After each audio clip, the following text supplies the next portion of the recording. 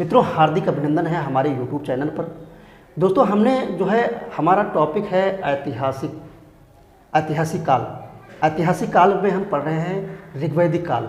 ऋग्वैदिक काल में हम पिछली जो है क्लास में जो है पढ़ चुके हैं उसके जो है सैन्य व्यवस्था के बारे में, सैन्य व्यवस्था कैसी थी, ठीक है, और उसके जो है राजनीतिक जीवन के बारे में देख लिया था, राजनीतिक और कर व्यवस्था क्या थी, और बाकी जो है न्याय व्यवस्था उसकी कैसी थी, न्याय व्यवस्था और नदियों के बारे में देख लिया था, उसका पौराणिक नाम क्या था, उनके बारे में डिटेल से हमने देखा है।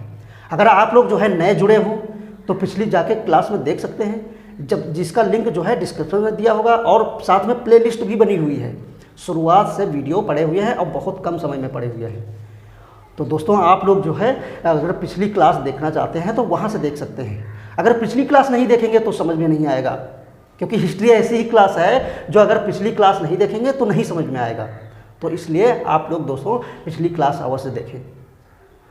तो आज हम स्टार्ट करते हैं जो है कुछ पहले कल हमने बता दिया था कि जो पौराणिक नदियों के बारे में, उसके बारे में देख लिया था, और ये सारा ऋग्वैदिक काल ही चल रहा है, क्योंकि हमने सैन्य व्यवस्था पढ़ाया, उसके अब सामाजिक जीवन क्या था, तब पिछले जो है सामाजिक जीवन क्या था, उसके बाद आर्थिक जीवन पढ़ेंगे क्या क्या था, ठीक है, उसके बाद हम उत्तर वैदिक काल पढ़ेंगे, ठीक है।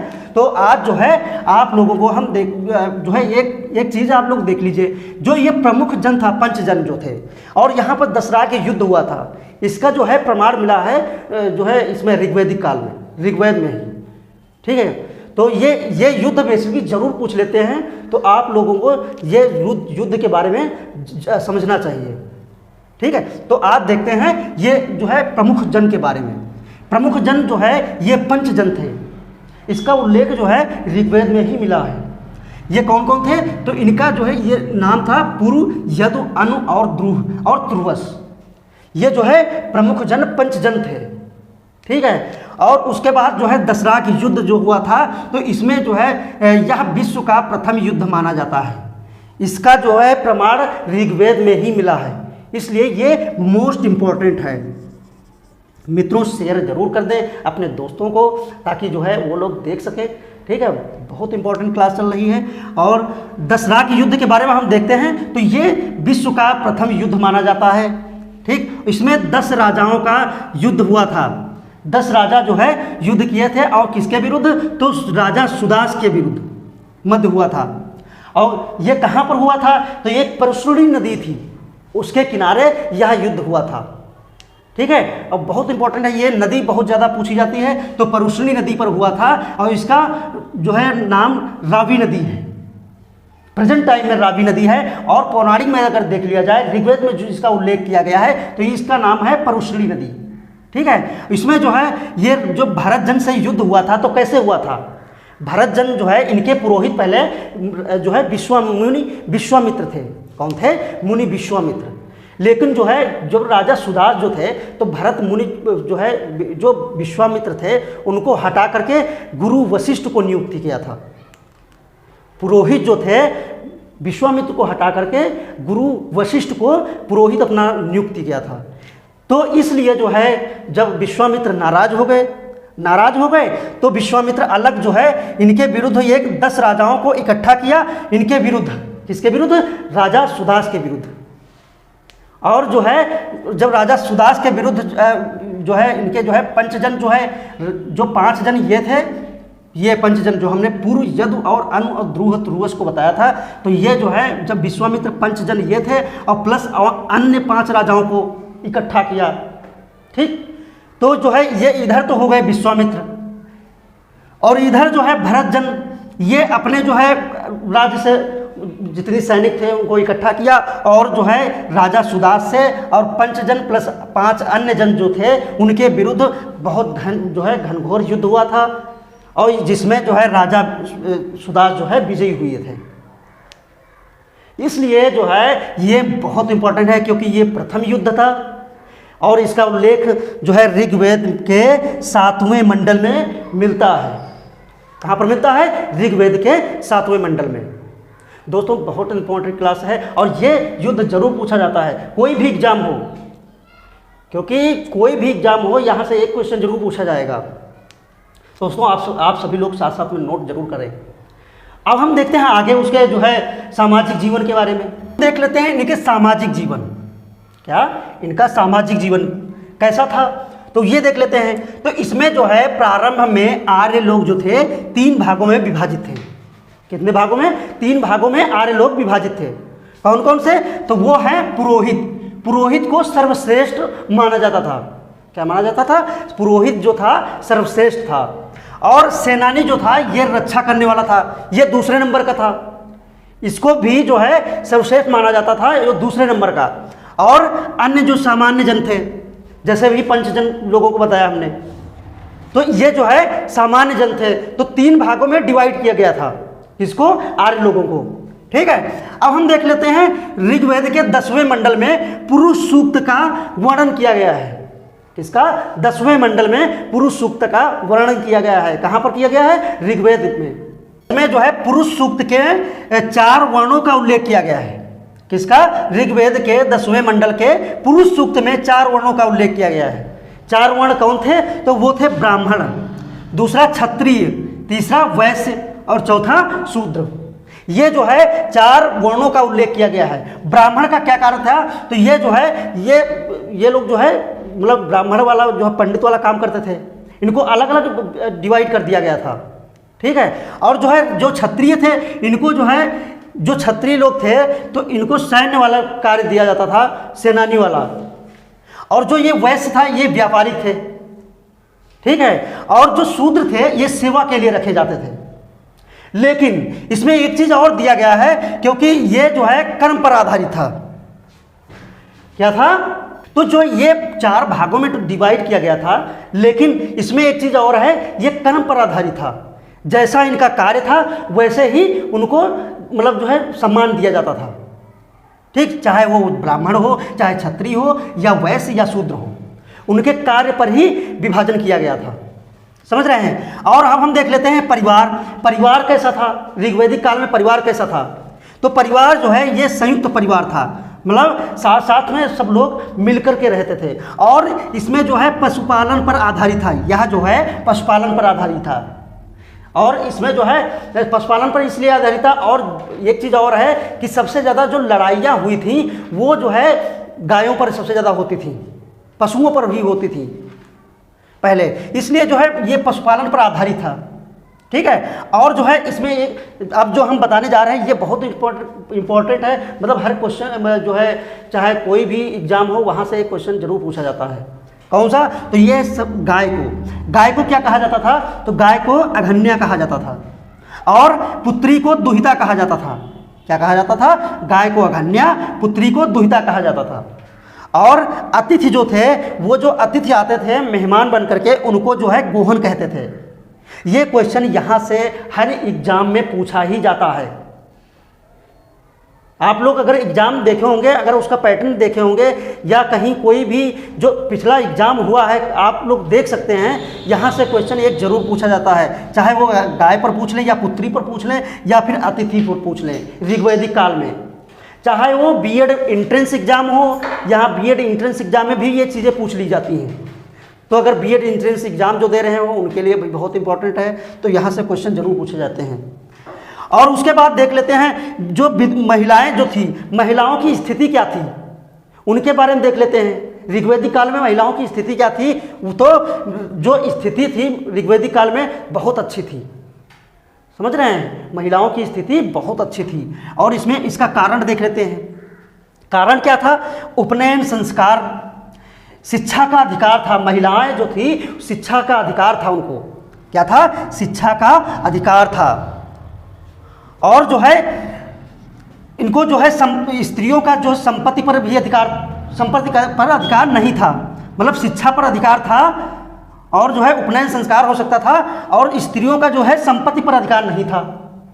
ठीक, और दहेज प्रथा ये नहीं थी, तब दहेज प्रथा नहीं प्रचलन में थी, दहेज प्रथा नहीं ली जाती थी। और पर्दा प्रथा नहीं था, पर्दा प्रथा नहीं था। और सभा विदथ में भाग लेने का अधिकार था। जैसे कि हमने पिछले बता दिया है कि जो सभा थी, विदथ थी, इसमें महिलाएं भाग लेती थी।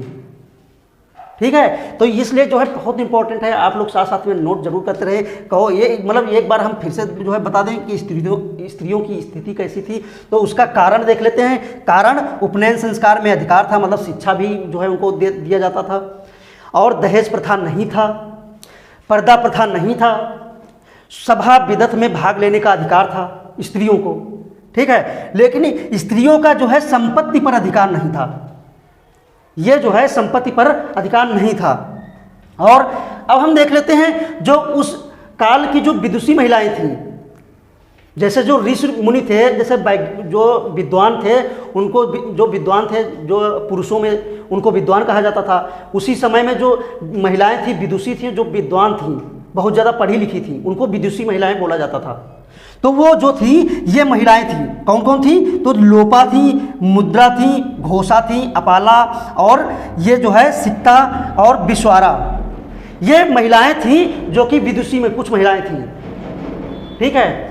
और देख लेते हैं जो ऋग्वैदिक काल में जो जीवन, जो महिलाओं का जीवन था, ठीक है, जो जन्म भर जो है विवाहित महिला थी, महिला या मतलब कन्या जो थी, जो है उस टाइम पर शादी नहीं करती थी, उनको जो है अमाजू कहा जाता था। जो जीवन भर शादी नहीं करती थी कन्या, उनको अमाजू कहा जाता था। समझ लो ऋग्वैदिक काल में इतनी अच्छी व्यवस्थाएं थी। आज का प्रचलन देखो, तो वो जो है इस तरीके से जो है ऋग्वैदिक काल में जो है इनका सामाजिक जीवन था। हम देख लेते हैं इनके आभूषणों के बारे में। आभूषण क्या क्या थे, ये बहुत इंपॉर्टेंट है, यहाँ से क्वेश्चन एक जरूर पूछा जाएगा।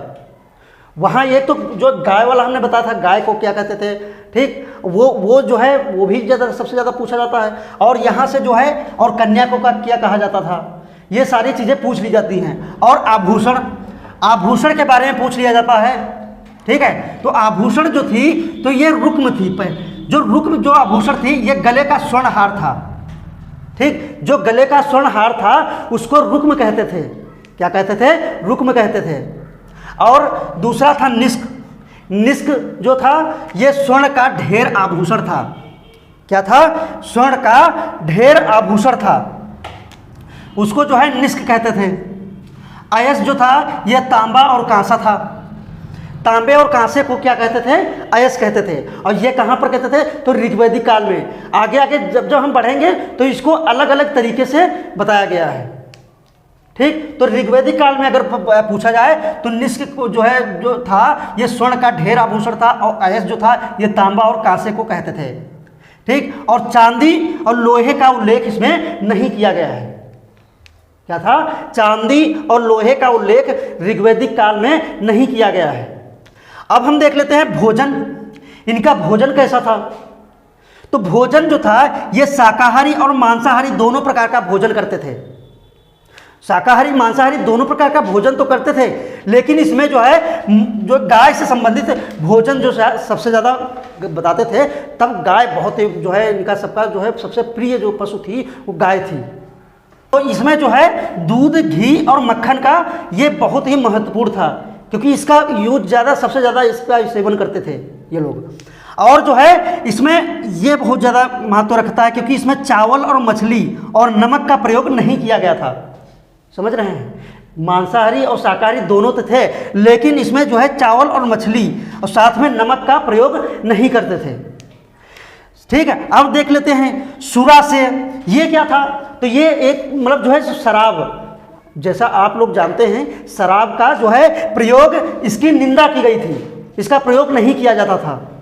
जो है ऋग्वैदिक काल में इसकी निंदा की गई है सुरासेय का, जिसको आजकल हम लोग शराब कहते हैं, ठीक। लेकिन इसकी जगह पर ये जो है सोमरस का ज़्यादा प्रयोग किए करते थे। इसको जो है सबसे अच्छा बताते थे। इसलिए अच्छा बताते थे क्योंकि ये एक जो है हिमालय पर एक चोटी थी जिसका नाम था मजावंत चोटी, ठीक। क्या था? मजावंत चोटी था। और जो है ये खास तरीके जड़ी बूटी थी, उससे जो है बनाया जाता था। और वहाँ के राजा महाराजा जो थे इसका सेवन करते थे। समझ रहे हो? और जो है ये जो सोमरस का उल्लेख है, ये तो हमने पिछली क्लास उसमें भी बता दिया, ऋग्वेद में भी हमने बताया था जब सामवेद हमने पढ़ाया था। तो ऋग्वेद में हमने बताया था कि ऋग्वेद के 9वें मंडल में जो है ये सोम रस का उल्लेख किया गया है। किसका उल्लेख किया गया है? ऋग्वेद के 9वें मंडल में सोम रस का उल्लेख किया गया है। और उसके बाद जो है ये हिमालय पर्वत पर जो ये मतलब अगर जहाँ पर पूछ लिया जाता था कि जो है सोमरस कहाँ पर प्राप्त होता था, तो ये हिमालय पर्वत पर जो पर्वत था वहाँ की एक चोटी थी जिसका नाम था मजावन चोटी। इसका उल्लेख ऋग्वेदिक काल में मिला है, जो कि जो है यहाँ से सोमरस प्राप्त होता था। ठीक है, अब हम जो है आगे देख लेते हैं इसके आर्थिक जीवन के बारे में। कहते हैं इसका जो है आर्थिक जीवन कैसा था? तो इसमें जो है पशुपालन का महत्व तो बहुत ज़्यादा था।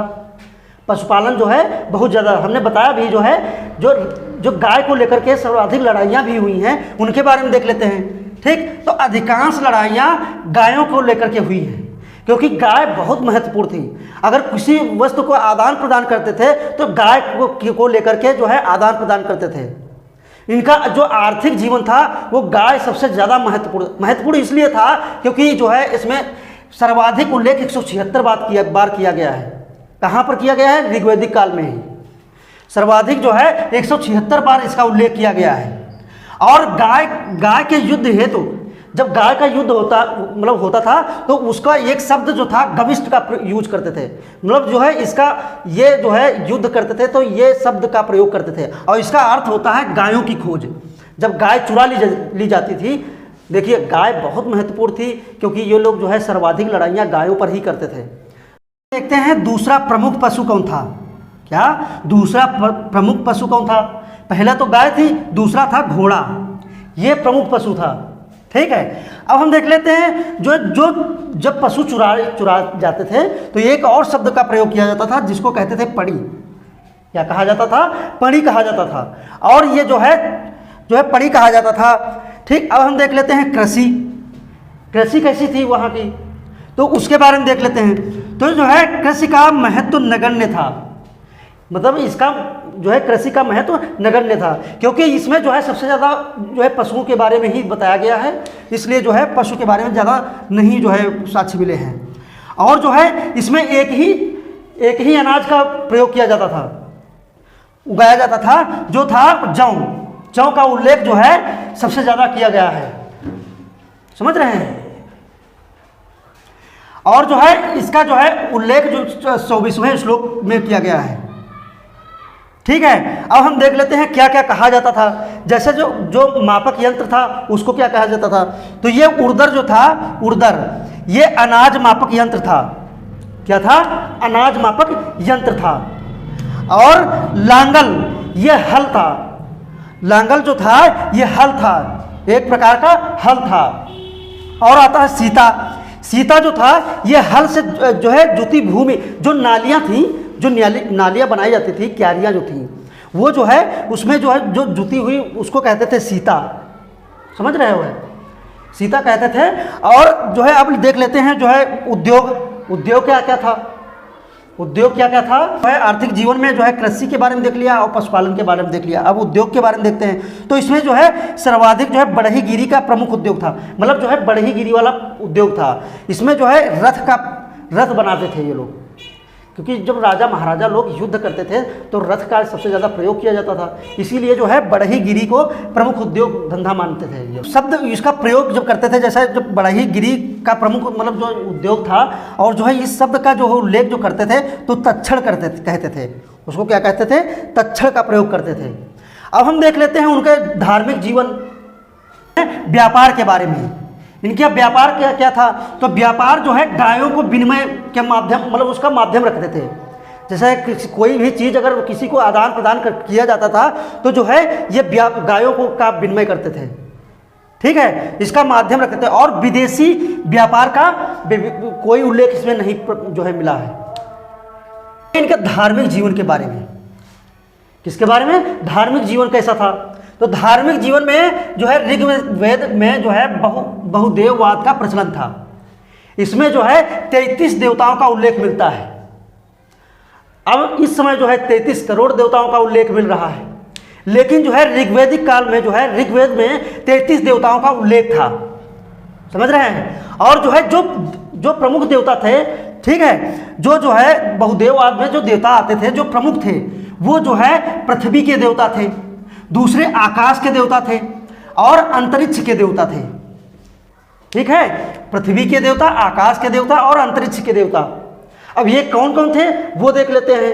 जिनका सबसे ज़्यादा पूजन किया जाता था उनके बारे में देख लेते हैं। तो वो थे जो है उपासना पद्धति में देखते हैं, तो जैसे स्तुति करते थे, बलि चढ़ाते थे, ठीक, और यज्ञ भी करते थे, इसका उल्लेख मिला है।